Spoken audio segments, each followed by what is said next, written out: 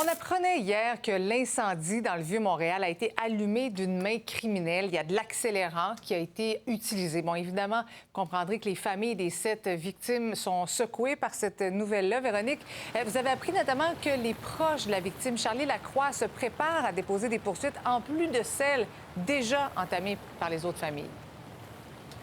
Exact, Marie. En fait, j'ai parlé avec le père de Charlie là, via Messenger. Il m'a écrit que peu importe l'origine du feu, ma fille serait vivante si le logement avait été adéquat.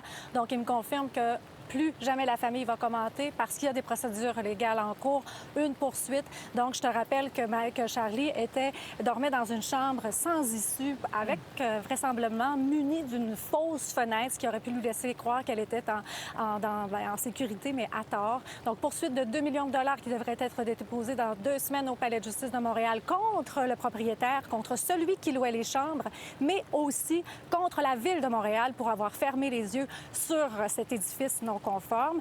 Entre-temps, tu l'as dit, il y a cet autre recours collectif. La famille de Charlie se désiste, mais ça va se poursuivre et on pourrait même aussi, de ce côté-là, poursuivre la Ville de Montréal.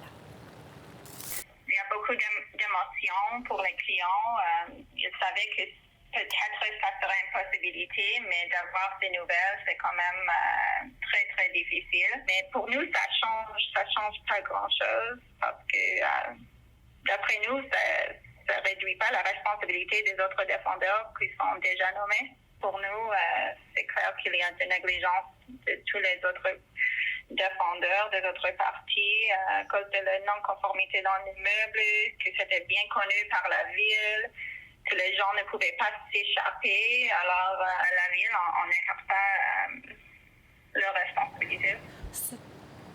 Ce recours-là, donc de 22 millions de dollars, va être cependant entendu seulement à l'été 2024.